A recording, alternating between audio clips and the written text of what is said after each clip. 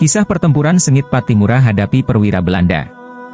Di tahun 1817, perjuangan rakyat Maluku mencapai puncaknya ketika Kapitan Pattimura memimpin perlawanan besar melawan pasukan Belanda. Keberanian dan kegigihan para pejuang Maluku membuat Belanda mengerahkan bala bantuan yang lebih besar demi menumpas perlawanan yang semakin mengancam kekuasaan mereka. Pada bulan November, armada tambahan didatangkan dari luar Maluku. Belanda mengerahkan pasukan sebanyak 1.500 orang, termasuk tentara yang berasal dari dua kerajaan, Ternate dan Tidore, yang diperbantukan atas permintaan Gubernur Van Middelkoop. Untuk memimpin pasukan besar ini, Belanda mengirimkan seorang perwira yang memiliki pengalaman bertempur di Eropa melawan pasukan Napoleon, Laksamana Muda Buiscas. Dengan strategi yang matang dan kekuatan militer yang lebih unggul, Buiscas mulai melancarkan serangannya. Pulau-pulau di sekitar Saparua menjadi sasaran pertama Buiscas.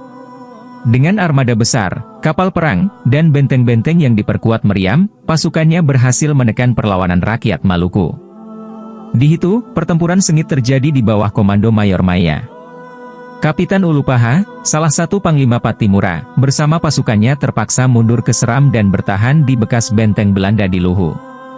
Namun, pada bulan Januari, serangan besar-besaran dari Belanda memaksa mereka mundur lebih jauh ke hutan-hutan sagu di utara Luhu.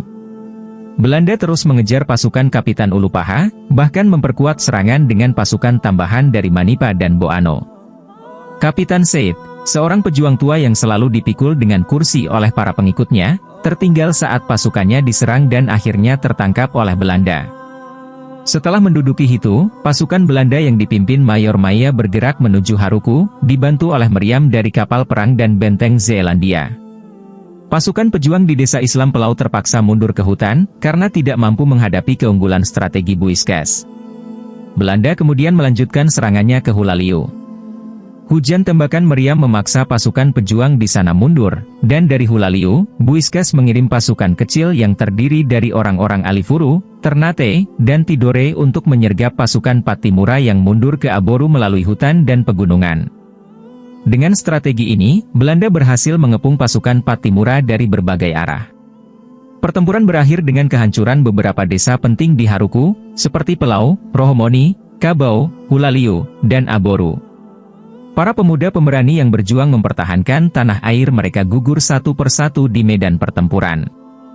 Meskipun menghadapi pasukan yang lebih besar dan lebih kuat, semangat perjuangan rakyat Maluku tidak pernah padam, menjadikan kisah Pattimura dan pasukannya sebagai simbol keberanian dan keteguhan hati dalam menghadapi penjajahan.